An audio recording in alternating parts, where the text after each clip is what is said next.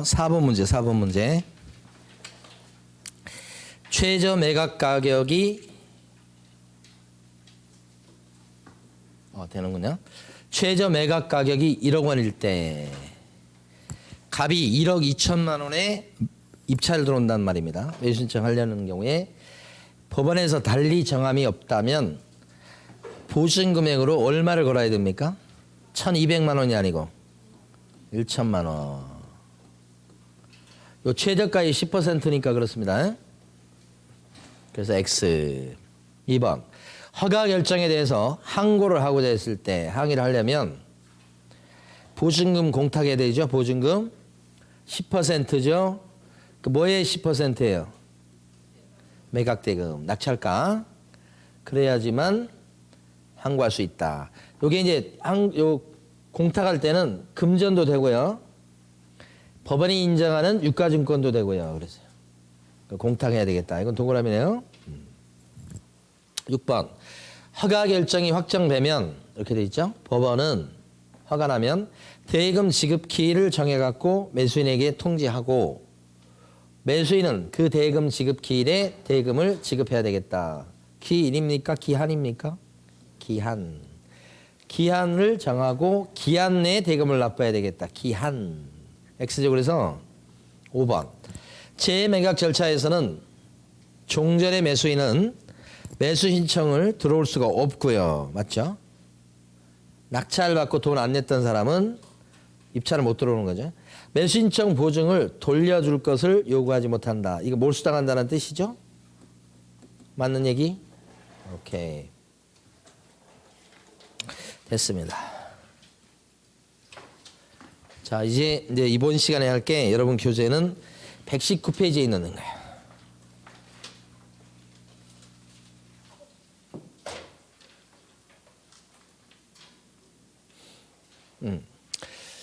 자, 요게 이제 아직 그 1편 내용은 아직 안 배웠어요. 다음 주부터는 이제 1편 내용 들어갈 수 있을 것 같은데 1편 처음부터. 이 매수신청 대리인은 어떤 사람이냐? 그러면 중개업소 사장님요. 중개업 사장님을 갖다 뭐라고 부르냐면 개업 공인중개사라고 불러요. 오픈한 공인중개사다 이 뜻이에요. 부동산 사장님이에요. 이 부동산 사장님은 사실은 중개업을 하려고 관청에 등록을 한 사람이에요. 근데 중개업을 하려고 그러면 등록을 해야 되는데 등록하려면 자격증을 따갖고 있어야 되거든요. 이 자격증이 있어야 그 다음에 어떻게 해요? 관청에 등록이 돼서 개업 공인중개사가 돼서 떳떳하게 이걸 할 수 있거든요. 자격증이 필요한 거죠. 자, 그런데 부동산 사장님 중에서 경매 입찰 대리를 요걸 하려는 사람 있죠? 경매 대리를 하려는 사람이 있어. 이거 하려는 사람은 부동산 사장님이 할 수는 있는데 바로 못 하고요. 등록을 한 번 더 하게 합니다. 요 등록은 아까 구청에 등록한다고 말씀드렸어요. 구청. 그래야 떳떳하게 이걸 할 수 있어요. 그리고 아까 사업자 내고 그렇죠. 근데 여기는 매수신청 대리인 같은 경우에 등록을 한 번 더 하는데 이 등록은 법원에 하는 거예요. 법원. 여기 같은 경우는 이제 요 구청은 여기가 노원구청이에요. 그 다음에 노원구에 있는 중개업 사장님이 경매 입찰 대리를 하려면 이게 뭔지 아시죠? 경매 낙찰 받는 것을 대신해 주는 걸 얘기해요. 쉽게 얘기하면 경매 컨설팅. 법원 앞에 좀 있죠. 그런 거 하려면 법원에 등록하는데 여기서는 법원은 북부지방법원이에요. 북부지방법원에 등록을 한 번 더 하면 이것까지 할 수 있어. 그런데 요 사람만 등록이 돼. 법원에. 그래서 등록된 사람을 뭐라고 부른다고요? 매수신청 대리인. 매수 신청하는 거. 이게 뭐예요? 입찰이에요. 입찰. 그걸 뭐 해야 된다고요? 대신해 주는 사람. 그래서 경매 입찰을 대신해 주는 사람이다 이렇게 불러요. 이 사람이 되면 법원에 등록한 사람이 이렇게 되면 떳떳하게 경매 입찰 대리를 할 수 있다 이런 얘기예요. 그러니까 부동산 사장님은 구청에 등록 한번 하고 중개업만 해도 되고요. 나는 중개업만 해가지고는 좀 그렇다 해서 경매 입찰 대리까지 하고 싶잖아요. 그러면 등록을 한번 더 하셔. 매수신청 대리인이 돼. 그러면 그때부터는 경매 물건에 대한 입찰 대리까지 할 수 있으니까 중개업도 하면서 이것도 같이 할 수가 있게 되는 거예요. 이 업무가 허용된 게 2005년도부터 허용됐어요. 2005년도. 꽤 오래됐죠. 이제 지금으로 치면 이제 거의 20년이 다 돼갑니다. 그 전에는 이 업무는 변호사가 하는 업무예요. 그러니까 부동산 사장님은 이거 했다가는 변호사법 위반으로 처벌받았던 거예요. 근데 이제는 노무현 대통령 때 허용돼 가지고 할 수 있어요. 할 수 있고 허용하잖아요. 더 안 해요. 그 사람 심리 묘한 겁니다. 하지 말라고 해야지 더 합니다. 그래서 우리 애기한테는 꼭 극약 처방을 합니다. 우리 애기한테. 공부하지 마. 너 공부 안 하면 아빠 돈 안 들어가 너무 좋아. 괜찮아? 아빠 너 공부하는 거 원치 않아? 공부 안 해도 괜찮아? 이렇게 하면 우리 애기가 막 화를 냅니다. 공부하겠다고. 자기는 학원 가려는데 왜 학원을 안 보내주냐고 하면서. 사람 심리 정말 이상합니다. 저도 사람이지만. 그죠? 그런 거 아닌가요? 남녀 관계도 마찬가지예요. 저 사람 나한테 별로 관심이 없어 하는 그런 눈치야. 그러면 내가 더 관심 있잖아. 왜 그러지 제가? 그런 거 아니에요? 진짜 사람 심리 이상한 거예요. 하지 말라면 그때 당시 뭐 하지 말라면 그렇게 해가지고 변호사법 위반으로 처벌되는 사람이 매년 나왔어요. 매년. 하지 말라는 거 해갖고. 지금 하라고 그러잖아. 안 해요. 관심도 없어 지금. 자, 매수신청 대리인입니다. 여기서. 자, 그러면 이 사람은 이제 입찰 법원에 등록했을 때 뭘 할 수 있겠냐 이거지. 이제 그 전에 자 매수신청 대리인이 딱 법원에 등록해서 되잖아요. 그러면 뭘 할 수 있냐면 이런 게 해줄 수 있어요. 이렇게 글자만 나왔으니까 잘 모르실 거예요. 여러분 교재 보시겠습니다. 교재 보면 119페이지 보면 2번에 가로 1번에 네모 박스가 있고요. 매년 시험 문제에서 지문에 무조건 등장합니다. 그 매수신청 대리인이 되면 어떤 걸 해줄 수 있냐 그런 얘기예요. 보니까 동그라미 1번이 매수신청 보증의 제공. 여기서 보증의 제공이라고 돼 있는데 바로 뭐냐면 보증금을 갖다 낸다고 해요. 아까 보증금은 10%였죠? 보증금. 입찰 보증금. 뭐의 10%죠? 최저가의 10%입니다. 근데 입찰 대리하는 사람은 고객분의 매수신청 보증금을 법원에다 대신 갖다 내준다 이 말이지. 그러니까 실무적으로 얘기하면 하얀 봉투 속에다가 보통 자기야 수표 넣어가지고 갖다 제출하는데 그걸 대신 갖다 내준다 이겁니다. 그걸 보증에 뭐라고 그래요? 제공이다. 그러니까 입찰 대리하는 매수신청 대리는 요거 해줄 수 있다 이 말이에요. 1번. 그 다음에 2번. 입찰표의 작성 제출이다. 2번. 입찰표를 갖다가 대신 작성해 준다. 그래서 갖다 내준다. 이런 뜻입니다. 입찰표 쓰는 게 어려운 건 아닙니다. 근데 처음 하는 사람 입장에서 봤을 때, 안 해본 사람 입장에서 봤을 때는 또 생소해서 그렇습니다. 그래서 입찰 대리한 사람은 입찰표를 갖다가 대신 작성해 준다. 이런 얘기죠. 입찰표 대신 써주고 이렇게 해줘. 그게 이거 몇 번에 동그라미 2번. 이게 동그라미 1번이죠. 옛날에 저기 여기인가? 아니구나. 의정부구나. 의정부 지방법원에 갔을 때 거의 이제 입찰표 넣는 시간을 한 1시간 정도 줘요. 1시간 10분 정도 주는데 거의 이제 시간 다 돼갑니다. 그래서 막 집행관 아저씨가 빨리 넣으라고 이제 곧 마감한다고 막 그랬는데 갑자기 어떤 사람이 막 허겁지겁 들어오는 거예요. 막 뛰어서. 네? 제가 입구 쪽에 있었는데 들어와가지고 저한테 뭔 얘기를 하냐면 자기가 이거 처음 하는데 입찰표 좀 써달라고 그러는 거예요. 근데 입찰표를 갖다가 써보지도 않은 사람이 어디서 또 무슨 얘기를 듣고 와가지고 입찰 들어온다는 거 아니에요, 지금. 그럼 제가 어떤 물건 들어간 줄 알고 그걸 입찰표를 써달라고 합니까, 제가? 혹시 제가 들어간 물건이면 제가 어떻게 써주겠어요, 그냥? 응? 오류가 생겨갖고 무효하게 써줄 수도 있잖아요, 사실은. 그리고 도망가면 어떻게 찾을 거예요, 그죠? 그러니까 경매 안 해본 사람이 경매 입찰 들어온 그 비율이 제가 볼 때는 50% 넘은 것 같아요. 그 뭘 보면 알 수 있냐면요. 그 입찰가를 보면 알 수 있어요. 자, 입찰가 적습니다. 4억. 저 아래에서 적어볼게요. 4억 9,700만 원. 자, 5억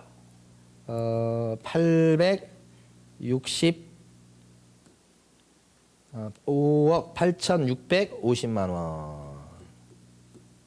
이렇게. 자, 그 다음에 3억 6,799만 9,666원. 이렇게.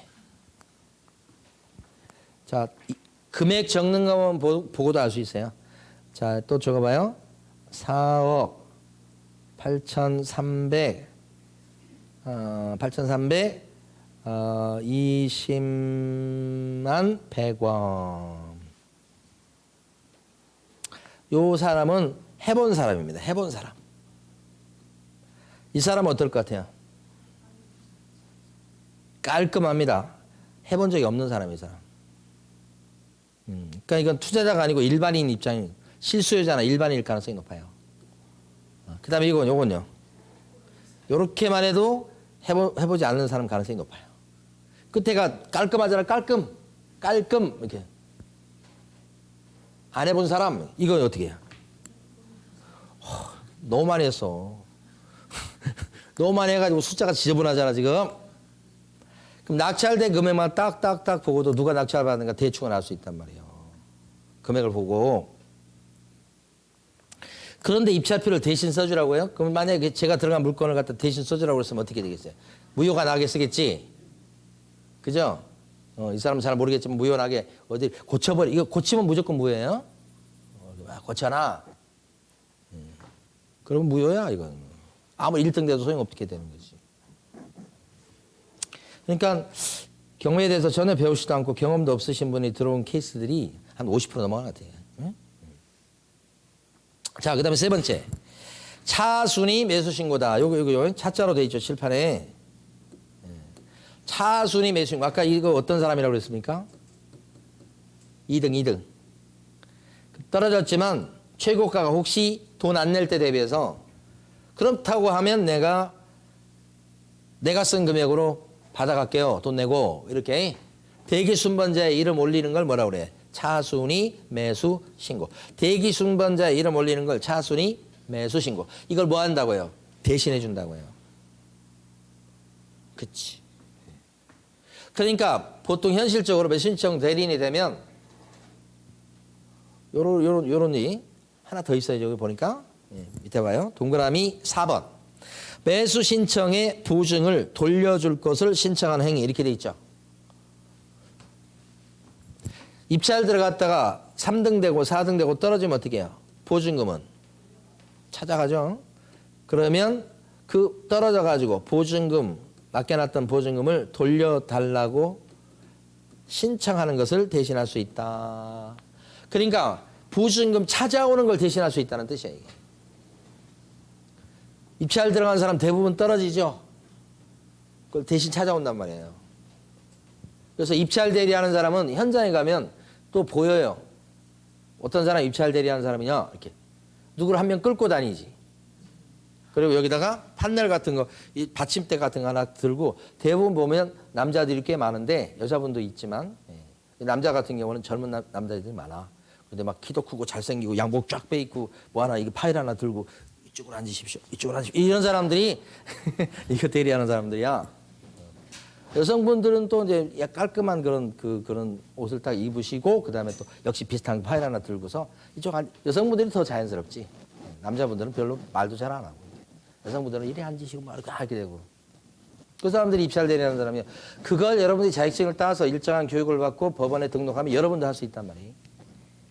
그러니까 요게 가만보면 손님 중에 보면 이제 돈 좀 있으신 분들은 이제 경매가 좀 싸게 투자할 수 있는 방법이다는 인식을 갖고 계셔가지고 경매에 관심을 가지신 분이 많이 계셔. 그래가지고 우리 이제 중개업을 하다 보면 나중에라도 이제 그런 손님 때문에 경매에 관심을 갖게 되는 경우가 있어. 많은 건 아닌데 꼭 손님 중에 그런 분이 있으시거든. 그랬을 때 이 참에 경매를 배워놔야 되겠다. 이래서 이제 공부하신 분도 계시고 이거 내 갈 길이 아니라 나 지금 중개업 하려고 그것만 하려고 하는데 힘들어 죽겠고 그것만 해도 배가 터지겠는데 이렇게 하는 사람도 있어. 그러니까 사람마다 이제 생각이 좀 틀리긴 한데 요게 이제 네 가지가 주로 하는 겁니다. 다시 해볼게요. 입찰표를 대신 써주고, 그리고 보증금을 대신 갖다 내주고, 떨어지면 보증금을 찾아와주고, 떨어졌는데 2등으로 떨어졌을 때 대기 순번자의 이름 올리고, 요런 걸 할 수 있다, 이거 주로. 근데 이거 이외에도 밑에 보시면 동그라미 5, 6, 7 이거 있죠. 이건 많이 하는 게 아니에요. 5번, 6번, 7번은. 그 동그라미 5번 공유자의 우선 매수 신고라고 적혀 있는 거 있죠. 요거. 이것도 참 이제 경매 강의를 해보면 수험생들, 그러니까 수강생분들이 되게 이제 관심 많는 게 이거예요, 이거. 요새 아파트 같은 게 있잖아요, 아파트. 그러면 소유자가 A하고 B 이렇게 절반씩 소유하는 경우 되게 많아. A는 남편, B는 아내 이렇게 되고. 근데 이제 둘 중에 누가 사고 치는 사람이 나오겠죠. 사고 치는 사람 꼭 있겠죠. 에? 누가 사고 칠까? 옛날 얘기. 요새는 아내들이 사고를 더 많이 쳐요. 믿거나 말거나. 옛날에는 아내들이 남편이 잠든 사이에 남편의 인감수당 들고 와가지고 계약하고 도망가 버리고 막 이런 사고가 주로 남편 쪽에, 그러니까 아내가 사고를 많이 남편 쪽 그 도장을 들고 와서 아내가 사고 친 그런 경우. 그런 경우가 이제 있었단 말이에요. 근데 요새는 어떻게 되냐면 분위기가 바뀌어서 남편이 완전히 180도 틀려져서 사회가 틀려져서 아내의 인감수당을 갖고 와갖고 아내의 부동산을 팔아먹고 남편이 도망가. 옛날에는 전부 다 남편 명의로 돼 있잖아. 옛날 분위기는. 그러니까 아내들이 이렇게 하는 거고. 그죠? 근데 지금은 거꾸로야, 이제 오히려. 아내들이 전부 다 정권을 쥐고 있기 때문에 남자들이 이제 그렇게 하는 경우가 생긴다. 그리고 이제 뭐 빚에 쪼들리거나 빚 잡혀먹거나 그랬을 때 남편 아내 중에 옛날에는 다 뭐 노는 빚이나 뭐나 해서 남편들이 많이 사고를 쳤어. 근데 지금은 만만치 않아. 아니 경매 넘어간 그 지분을 보면 알 수 있어요. 이제는 이게 옛날엔 무조건 남편이야. 근데 지금은 아니에요. 아내 지분이 경매 넘어가. 요 경매 넘어가면 이게 10억짜리 부동산이다 그러면 넘어갈 때 가격은 5억 정도 되는 거예요. 이거 낙찰 받을 때 5억에 받으면 남는 게 없잖아요. 응? 그러면 4억에 받고 막 그럴 수 있거든. 4억? 그러면 여기서 이제 남편 아내 말고 여기 A라는 사람이 이제 4억에 받았다. 이렇게 싸게 받았죠. 5억짜리인데 4억에 받았으니까. 이걸 지분 경매라고 그래요. 4억에 받았다 그랬을 때 요때 마지막에 이 사람이 1등짜리인데 마지막에 가운데 앉아 계신 집행관 아저씨가 꼭 물어봐요. 요런 지분 경매일 때는 꼭 물어봐요. 우선 매수 신고하실 분 계세요라고 방청석에 물어봐요. 그러면 남편이 방청석에 앉아 있다가 보증금 갖고 있어야 돼요. 보증금 10%죠? 뭐의 10%예요? 최저가의 10%죠? 하여간 보증금을 손에 쥐고 있다가 차순위 매수 신고할 분 계세요? 그러면 나가야 돼.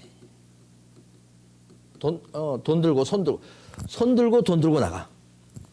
그러면 4억 쓴 사람이 실제 1등이지만 이 사람이 나가버리면 우선 매수권을 행사하면 이 사람이 우선권이 주어져요. 그러면 이 사람은 금액을 쓴 적이 없는데 4억으로 받은 걸로 쳐요. 입찰 금액을 쓴 적이 없어요. 근데 1등짜리가 쓴 금액으로 이 사람이 받아가요. 같은 금액이지만 누가 우선권이 있어요? 다른 지분권자한테. 그걸 뭐라고 부른다고요? 우선 매수 신고예요. 그러면 입찰 대리하는 사람은 갑을 대리, 여기 지금 누구야? 1등 된 사람이 누구여야 돼? A라고. A가 1등 됐지만 A를 대리하는 게 아니고 누구를 A면 안 돼. 이거 참 갑이라고 해야 돼.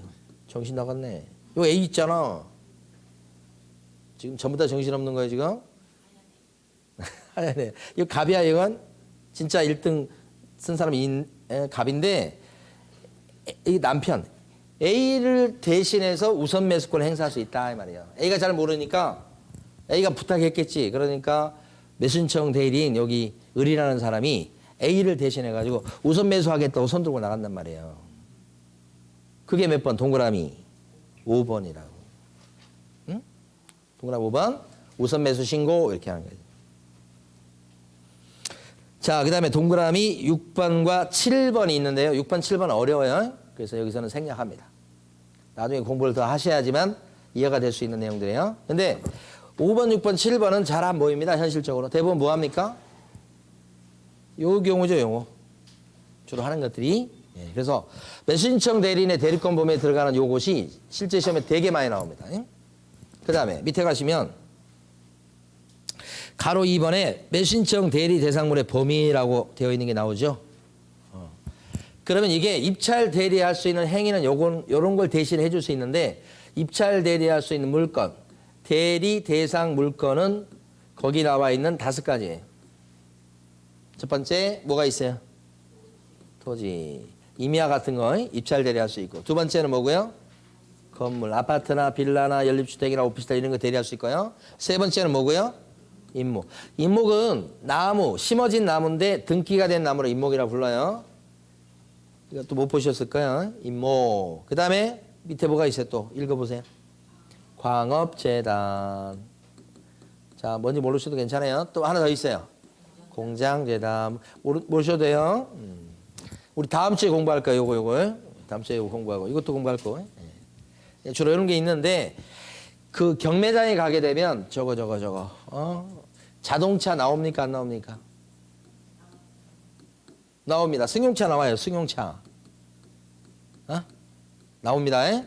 그래서 낙찰자 나와요. 그래서 누가 쓰고 받아요. 이렇게. 자동차 나옵니다. 경매장에 가면. 그러면 입찰 대리할 수 있는 대리 대상 물건에는 자동차 있어요? 없어요? 없다. 없어요? 없습니다. 에? 뭐가 있어요? 여기 주로 토지하고 건물. 여기까지만 건드릴게요. 더 말씀드리고 여러분들이 더 힘들 수 있으니까 여기까지만. 5가지? 다음 주에 또 나와요. 예. 근데 여기 자동차는 안 들어가죠? 이렇게. 자, 그 다음에 그러면 이게 매수신청 대리인으로 등록이 되려면 자, 이것도 역시 거의 매년 나오는 겁니다. 등록이 되려면 여기 등록되는 거잖아요. 등록이 되려면 3가지 조건, 4가지 조건을 갖춰야 돼요. 그 해볼게요. 들어보십니다. 매수신청 대리인으로 등록이 되려면 첫 번째 개업 공인인계사 중에서 부동산 사장님 중에서 혼자 자격증을 따서 오픈한 사람이 있어요. 다음 주에 나옵니다. 이 사람을 공인중개사인 개업 공인인계사라고 부릅니다. 여러분처럼 자격증을 땄어 이제. 그래서 사무실을 갖다가 노원구에 오픈했어. 그런 사람을 어떻게 부른다고요? 공인중개사인 뭐라고요? 오픈한, 개업한 공인중개사다 이렇게 부른다고. 길죠? 개업 공인중개사가 뭘 의미해요? 부동산 사장님. 근데 뭘 갖고 영업을 하죠? 자격증 따갖고 이렇게. 그 다음에 법자를 이렇게 써놨습니다. 이게 누구냐면 중개사무실 오픈할 때 법인을 차려요. 법인. 그래서 구청에 등록을 해요. 그 사람은 뭐라고 불러요? 법인인 개업 공인중개사. 개업 공인중개사가 뭐라고요? 부동산 사장님. 근데 자격증을 따서 혼자 하는 경우가 요거고 법인을 차려가지고 오픈한 경우가 바로 요거고 그래요. 이 두 사람만 매수신청 대리인이 될 수 있다는 거예요. 그러니까 자 이거 보세요. 시험에 몇 번이나 나왔는데 자격증을 땄습니다요. 자격증을 딴 사람은 아직 오픈 안 했어요. 지금 자격증만 땄어요. 그러면 공인중개사예요. 이 사람은 자기는 중개업은 이건 관심이 없대. 이 사람이 지금 뭐 하고 싶냐면 경매 입찰 대리를 하고 싶어. 자격증을 땄는데. 그럼 이 사람은 자격증 딴 상태에서 법원에 가서 매수신청 대리인으로 등록을 시켜달라고. 그래서 자기는 입찰 대리 하겠다고 했을 때 법원에서 등록을 시켜주냐 이 말이야. 될 것 같아요? 안 될 것 같아요? 안 되는 거. 이게 중요한 거예요. 자격증이 있다고 오픈할 매수신청 대리인이 될 수 있는 게 아니고 기본적으로 뭐예요? 하든 안 하든 간에 중개업을 하든 안 하든 간에 뭐가 돼야 돼? 개업 공인중개사가 돼야 돼 무조건. 화살 표시가 그렇게 돼 있잖아 지금. 얘가 됐을 때 얘에 한해서만 어떻게 만들어져요? 매수신청 대리인으로 만들어져요. 그러니까 공인중개사 자격증이 있다고 해서 점프해가지고 매수신청 대리인이 절대 될 수가 없다는 거예요. 이렇게 개업 공인중개사가 돼야 된다는 거예요. 그 다음에 교육을 받으셔야 돼. 교육. 이 교육은 구체로 얘기하면 경매 실무교육이라고 해요. 이거 이수해야만 수료증이 나오고 그에 따라서 매수 신청대로 등록할 수 있는 거예요. 일반적으로 우리가 중개업소를 오픈할 때도, 중개업을 하기 위해서 중개업소를 오픈할 때도, 구청에 등록할 때도 가만히 보면 자격증이 있어야 되고 여기 실무교육도 받으셔야 됩니다. 이것도 실무교육이에요. 근데 이 실무교육은 이 중개업과 관련된 실무교육이에요. 이 실무교육은요, 경매와 관련된 실무교육이에요. 달라요. 이게 훨씬 어려워요. 예, 그러니까 중개업과 관련된 실무교육을 받았을 때는 구청에 등록하는 거예요. 예? 그래서 다음 주에 또 나오겠지만 다시 여기서 봐봐요. 중개업소를 오픈하려면 일단 첫 번째 조건이 뭐예요? 자격증 따야 돼. 이게 있어야 어떻던데. 그 다음에 두 번째는 실무교육 받으셔야 돼. 협회 가서 주로 받으셔. 자, 세 번째 뭘 얻어놔야 됩니까? 사무실을 얻어놔야 되지. 사무실 없이 중개업소를 한다는 건 말이 안 되지. 그래서 중개업소를 오픈할 때 갖춰야 될 요건은 몇 가지요? 세 가지요. 자격증 따고 실무교육 받고 사무실 얻어놓고 이렇게. 거기다가 결기역사에 해당되지 않아야 됩니다. 결기역사유도 이제 다음 주 아니면 다다음 주에 배우는데 결기역사유는 전과가 없어야 된단 말이에요. 쉽게 얘기하면. 그래야 중개업소 오픈할 수 있다고 해요. 근데 매수신청 대리인으로 등록을 여기까지 하려고 그러면 어떻게 해요? 자, 중개업소를 오픈한 사장님들이 돼야 돼. 거기다가 뭐예요? 경매 실무교육 받으셔야 돼. 거기다가 보험에 드러났어야 돼. 이게 달라. 보험. 이 보험이 뭐죠? 이 경매 입찰 대리 하다가 이게 권리 분석하고 막 그래야 되잖아요.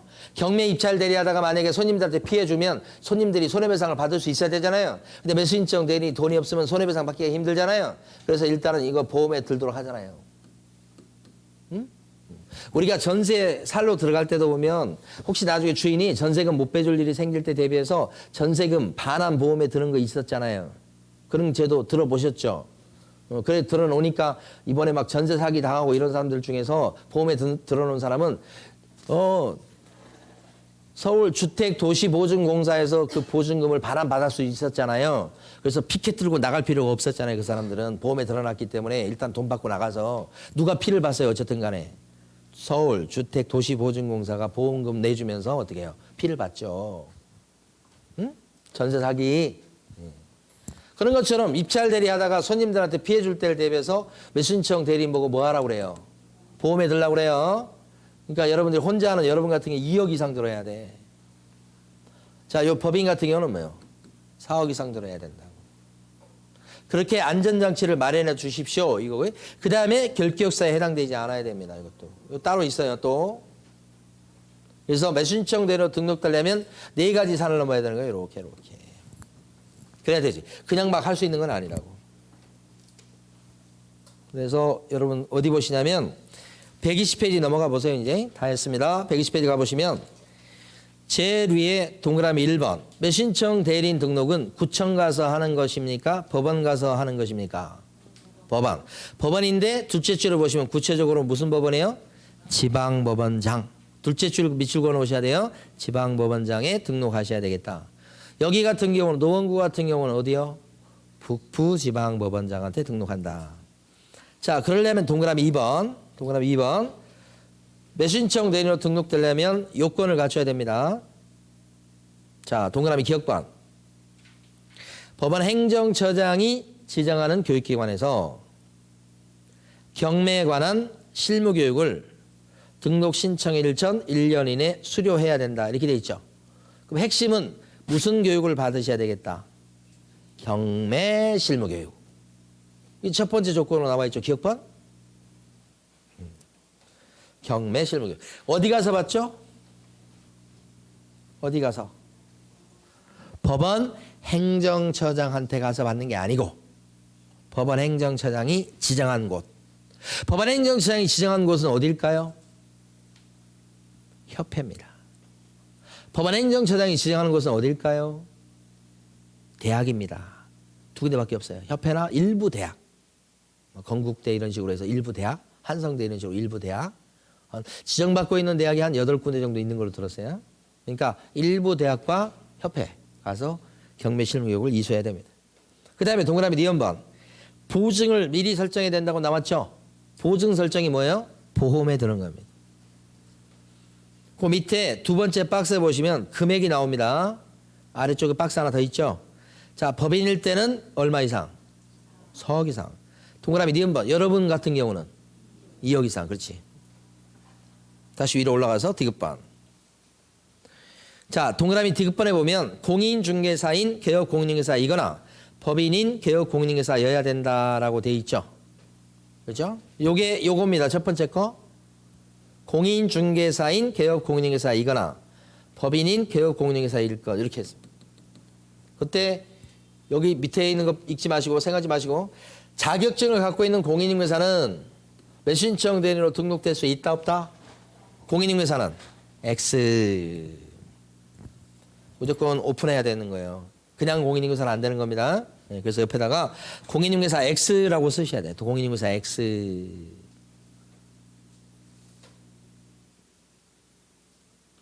물론 무조건 등록된 개업 공인중개사가 돼야 됩니다. 자, 그다음에 동그라미 1번이 요거네요. 요거 결격사에 해당되지 않아야만 매수신청대로 등록할 수 있다 이 뜻이죠. 결격자 아니어야 된다. 구체적인 내용은 안 나왔죠 지금. 네, 지금 단계에서 아실 필요 없을 것 같아요. 나중에 가면 자연스럽게 아시게 됩니다. 자, 여기까지 봤어요. 자, 그럼 매수신청 대리인이 대리행위를 할 때는 지금 본 것처럼 이거 해줄 수 있다고 돼 있어요. 토지, 건물 이런 거에 대해서 그럼 구체로 어떻게 하느냐. 자, 밑에 거 보고 문제 풀고 보수 좀 보고 보수 수업을 마치겠습니다. 자, 매수신청 대리인이 대리행위를 할 때 방식이 어떻게 되느냐. 법정이 있죠. 입찰 법정에 직접 자기가 가야 됩니다. 그러니까 매수신청 대리인이 저예요. 예를 들어서 제가 법정에 뭐예요? 직접 출석해야 됩니다. 제가 지금 누구를 대신해서 해주는 사람이죠. 제 대신. 근데 제가 직접 안 가고 다른 사람을 또 대신 보내. 그러면 안 된다고. 벌써 이미 대신하는 사람이야. 그래서 어떻게 된다고요? 직접 출석. 다른 사람한테 대리로 출석하게 해서는 안 된다. 이게 중요한 겁니다. 이게 여러 번 나왔던 거예요.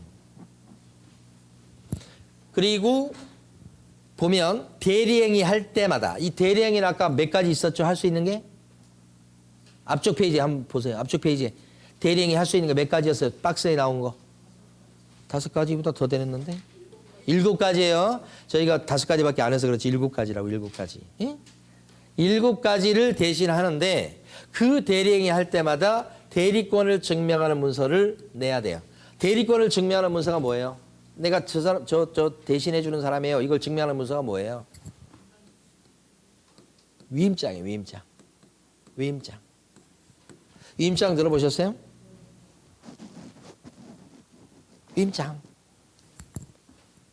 위임장을 제출해야 돼. 근데 위임장에는 위임한 사람이 인감장을 콱 찍죠. 이거 인감도장.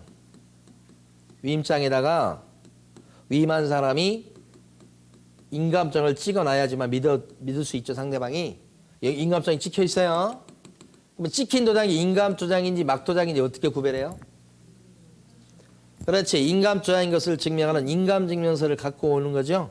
그래서 인감증명서에 찍힌 도장이랑 여기 찍힌 도장이 같은지 이렇게 확인하는 거죠. 그러니까 대리권을 증명하는 문서는 기본적으로 위임장인데 뭐가 붙어 있어야 된다.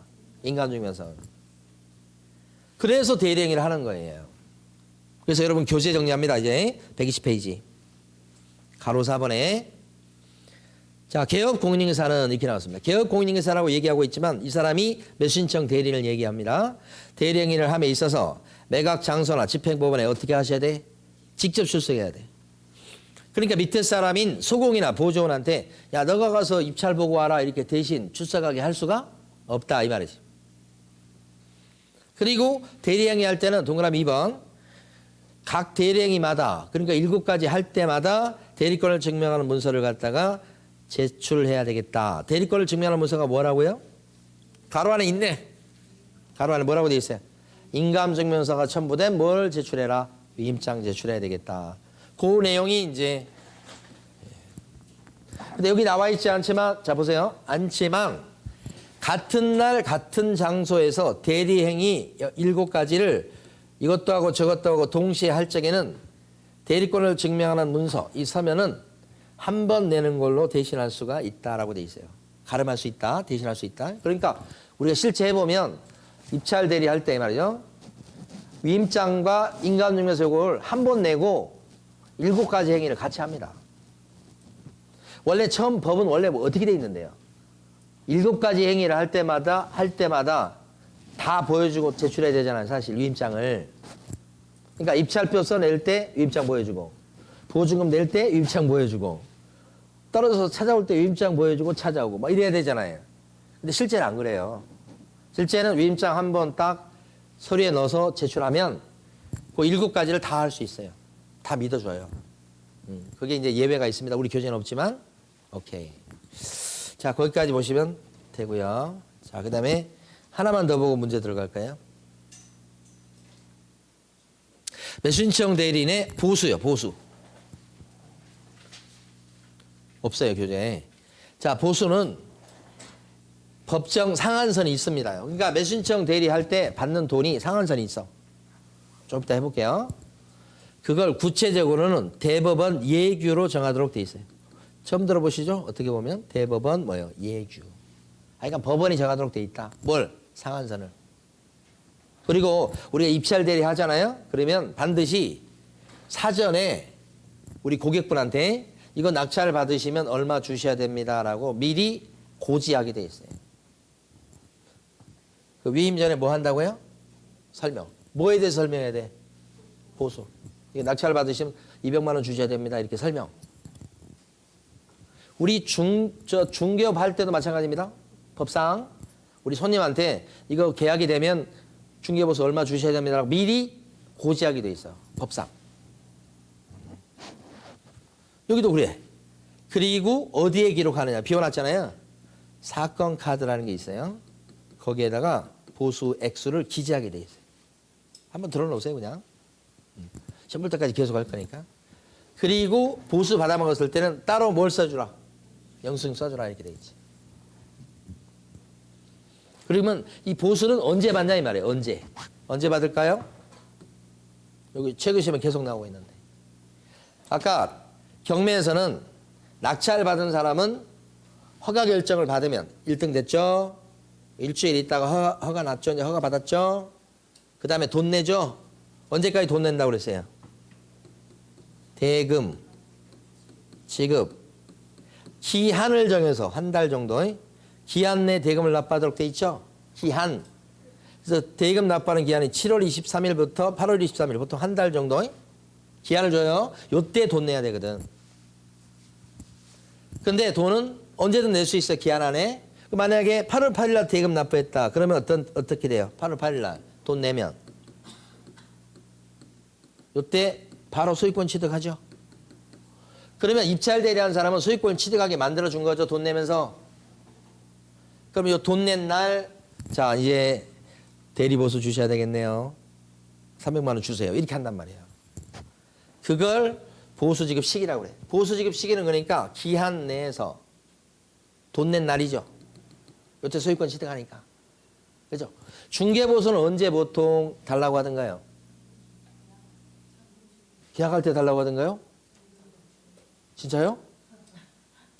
방금 전에 누가 대답했어요? 계약할 때? 그래서 주셨어요? 오, 정말 10,000명에 1명 있을까 말까. 아시는 분이에요? 부동산 사장님이 아시는 분이에요? 혹시 본인 아니세요? 저런 일이 잘 없는데, 그죠? 그럼 여기 중개보수는 잔금날 주잖아요. 여기도 어떻게 보면 잔금날이 돼요. 그렇잖아요. 대금 납부니까. 이걸 어떻게 얘기하냐면 대금 지급한 해야 될 기한 중에서 돈 낸 날, 그래서 기한 일자를 하나 더 붙여요. 기한 일. 기한 중에 돈 낸 날, 잔금날 이렇게 되지. 그래서 그때 이제 대리보수 주라 이렇게 한다고. 요거 알아두셔야 되고. 그 대리보수는 보통 얼마 정도 받느냐 이 말이에요. 다른 거 다 놔둘게요. 이제 지금 단계에서. 자, 보실게요. 대리보수는 낙찰을 받게 만들기 위해서 대리 행위를 해가지고 성공한 거예요. 성공했을 때는 감정가의 1%예요. 아까 감정가 나왔었죠? 거기에 1%. 그 다음에 최저가. 최저가는 뭐죠? 하여간 최소한 고금액은 써야 된다는 거 아닙니까? 처음에 첫 번째 경매할 때는 감정가하고 최저가가 같았었죠? 근데 두 번째부터는 이제 틀려지기 시작하죠? 그 최저가의 몇 %예요? 1.5%까지 둘 중 이거 이하 또는 이거 이하에서 받는다. 근데 실무적으로 봤을 때는 대부분 뭐예요? 감정가의 1% 받습니다. 실무적으로는 감정가의 몇 %예요? 1%. 감정가가 10억짜리다. 근데 이걸 갖다가 6억 4천에 낙찰받게 만들어 주었다. 그럼 6억 4천 이게 낙찰가예요. 근데 감정가가 얼마예요? 10억이에요. 근데 이게 6억 4천에 받을 때 그때 최저가가 예를 들어서 5억이었다. 최저가가 5억 1천이었어요. 이게 얼마요? 최저가. 근데 실제 낙찰된 금액은 얼마요? 6억 4천. 근데 감정가는 얼마요? 10억. 근데 제가 여기 본 것처럼 6억 4천을 쓰게 만들어서 이게 낙찰받게 만들어 줬다는 얘기예요. 낙찰받은 사람은 A지만 대리한 사람은 저다. 그럼 저는 얼마를 버냐 이 말이에요. 얼마를 벌죠? 감정가의 1%니까 요거의 1%? 그럼 얼마예요? 1,000만 원이죠. 1,000만 원. 10억이니까 1,000만 원이겠죠? 네. 그 다음에 최저가의 1.5%죠. 최저가. 이게 최저가죠 지금. 최저가 5억 1천. 얘 1.5% 얼마예요? 계산 진짜 빠르시네. 5억 1천이면 이게 1%면 그죠? 1%면 얼마예요? 510만 원? 510만 원인가요? 그럼 거기에 510만 원의 절반에 해당되는 게 얼마인가요? 205만 원? 205만 원 아니에요? 절반이 이거 절반이 맞아요? 아닌데? 200 산수 어렵네. 얼마야? 255만 원? 255만 원. 그럼 이걸 더해야 되잖아. 1.5%니까. 그러면 510만 원에다가 요 절반 금액인 255만 원을 더하면 765만 원이죠. 그럼 765만 원이고 요건 얼마고요? 1,000만 원이죠. 예? 그러면 둘 중에 큰 거예요, 큰 거. 그럼 얼마를 벌어요? 1,000만 원. 응? 그렇게 받는다고. 근데 실무적으로 거의 감정가 11%예요, 감정가 1%. 현실적으로는. 그럼 1,000만 원, 1,000만 원. 10억짜리면 1,000만 원. 감정가 5억이면 500만 원. 감정가 3억이면 300만 원 이렇게 되는 거예요. 보통 실무적으로 이렇게 된다고. 이건 잘 안 쳐요. 이렇게. 근데 법상은 이렇게 돼 있으니까 나중에 공부하실 때는 이렇게 알아두셔야 돼. 예? 자, 되셨어요. 나중에 이제 하실 때 중개업을 하실 때도 중개 사무실 낼 때 교육을 좀 받으셔가지고 경매 입찰 대리도 같이 이렇게 할 수 있게 되면 부업거리로 뭐 괜찮을 수도 있어요. 자, 문제 풀어볼게요. 모든 개업 공인중개사가 매수신청 대리로 등록할 수 있다. 이게 X예요. 왜냐하면 아직 안 배우셨는데 여러분들이 모든 개업 공인 이게 틀린 거예요. 자, 개업 공인중개사가 누구라고 그랬죠 아까? 오픈한 사장님. 네. 오픈한 사장님 중에 보면 자격증을 따서 오픈하신 분도 계시고 아니면 법인 차려서 하신 분도 계시죠. 근데 누가 있냐면 복덕방 할아버지가 있어요. 복덕방 할아버지. 예? 복덕방 할아버지. 들어보셨어요? 자격증도 없는데 옛날부터 해오셨던 분. 예? 어제 제가 서초구에 있는 중개업소에 들러봤는데 어제 갔다 왔어요. 근데 거기 토박이 3명이 있대. 3명. 오랫동안 해오신 분. 서초구에 서초구. 삼풍 아파트 바로 앞에. 근데 거기 토박이 3명이 있는데 그 토박이 3명 분들이 이거야 이거. 그래서 거기서 제일 젊으신 분이 연세가 이거래. 예. 이분들은 자격증 이거요. 77이라고. 자격증 없으신데 옛날부터 해오셨던 분들이 있어. 자격증 제도가 생기기 전부터. 그분들은 그냥 계속 하게 예외를 두거든요. 그런 분도 분명히 부동산 상임인데 공인중개사 자격증이 없죠. 법인 형태도 아니죠. 그래서 매수신청 대리로 등록될 수는 없어요. 누가? 복덕방 할아버지가. 그러니까 이분도 명칭이 부칙 조문에 나와 있는 개공이라고 부르기도 해요. 그러니까 부칙상의 개업 공인중개사가 있는데 이 사람은 개업 공인중개사이긴 한데 자격증은 없어요. 그러니까 이런 사람들은 매수신청 대리로 등록될 수 있다 없다? 없다. 그래서 모든 부동산 상임이 매수신청 대리인 될 수 있는 것은 아니다. 이런 얘기 하는 거고요. 자, 이 9번. 개업 공인중개사는 매수신청 대리할 때 매각 장소 또는 집행본에 직접 출석해야 되겠다. 동글뱅이? 네. 3번. 개업 공인중개사가 매수신청 대리 위임계약을 체결했을 때 그 대상물의 확인 설명서의 사본의 보존기간은 3년이다 그랬는데 3년이 아니고 몇 년이에요? 5년. 이거 안 배웠네요. 우리 교재도 없네요. 그러니까 매수신청 대리 대상 물건에 대해서 확인 설명했죠. 물건이 이렇다. 네, 그거 설명했으면 거기에 대해서 확인 설명서를 적어주게 돼 있어. 근데 그 보존 기간이 몇 년이라고요? 5년이다. 여러분 교재에서 교재 없으니까 120페이지 한번 보세요. 제일 밑에 공간이 있죠. 거기다 한번 써주십니다.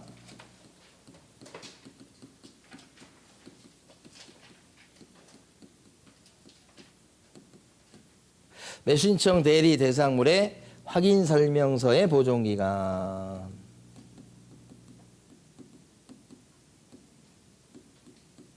몇 년이라고요? 3년 아니고 5년. 중요합니다. 그래서 확인 설명서의 보존 기간은 5년이다. 자, 11번. 매수신청 대리의 보수의 지급 시기는 자, 손님이랑 매수신청인의 그 매수신청 대리인과 갑이 매수신청인의 약정이 없을 때는 약속이 없다면 언제가 보수 지급 시기가 됩니까요? 언제가 되죠? 대금 지급 뭐예요? 기한 그러면 안 되고 기한 다음에 뭐가 붙어야 돼? 일로 한다. 대금 지급 기한 일로 한다. 이렇게. 최근 시험에 잘 나오는 겁니다. 이거. 보수 지급 시가 언제라고? 결국은 잔금날 형태가 되는 거예요. 대금 지급 기한 일자가 들어가 일로 한다. 자, 이렇게 해서 우리가 이제 중개 실무 파트를 갖다가 2주에 걸쳐서 했는데 우리 입문서 교재가 되다 보니까 이제 다 나와 있는 건 아니었어요. 다음 주부터는 이제 아마 기본서가 올 겁니다. 그러면 1편부터 앞에서부터 진도를 나머지 나갈 수 있도록 그렇게 하겠습니다. 네. 자, 오늘 여기까지입니다. 네, 수고 많으셨습니다.